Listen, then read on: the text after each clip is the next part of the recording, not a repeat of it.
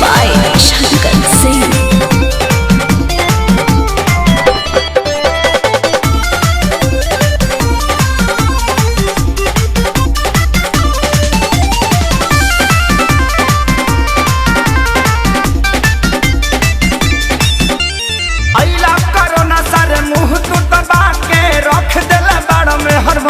बना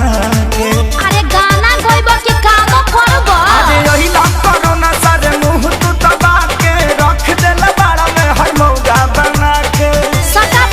दादा लॉकडाउन खुली अब कब जी अरे कब जी अरे कब जी अरे कबो न जी हमर मौगी खेलत बिया पबजी हम तो दुनु बेरा काटतानी सब्जी हमर मौगी खेलत बिया पबजी हम तो दुनु देखो हौ लुगा धइल बा आदमी खानी खींच दो ना तो पुलिस के फोन करके कह देब कि हमार भतार 4 दिन से खोखता। अरे ना हो जातनी हां ठीक बा जल्दी जा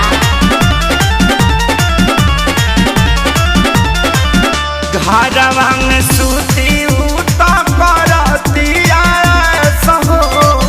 फूकी फूकी चूल्हा हमारा निकलता गैस हो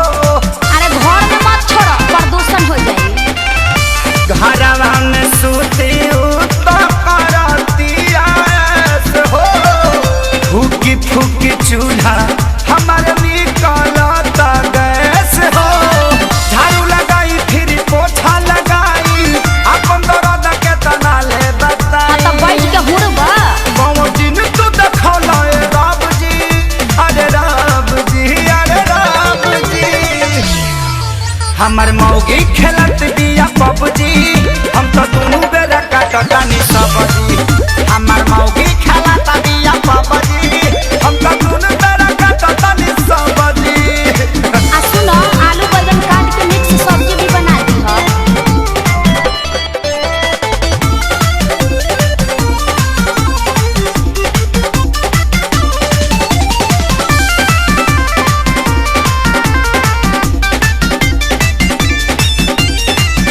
माझी माझी बरतन दर्द करता कालाई अब से करोना सरऊ लेला तू विदाई सार साहू मत करो चुपचाप काम करो ई जाय वाला नहीं थे माझी माझी बरतन दर्द करता कालाई अच्छा अब से करोना सरऊ लेला तू विदाई रहे खेसारी के हीरो में बड़ा नाम हो सोनू सुधा को साथे भइले गुलाम हो सभे रोवे घर में बैठी डभ जी अरे डभ जी अरे डभ जी अल्ले मेला बच्चा हमर मौगी खेलत बिया पबजी हम तो दुनु बेरा काटतानी सब्जी हमर मौगी खेलत बिया पबजी हम तो दुनु बेरा काटतानी सब्जी चुप रह जानू रिवाइटल खा के काम करत रह।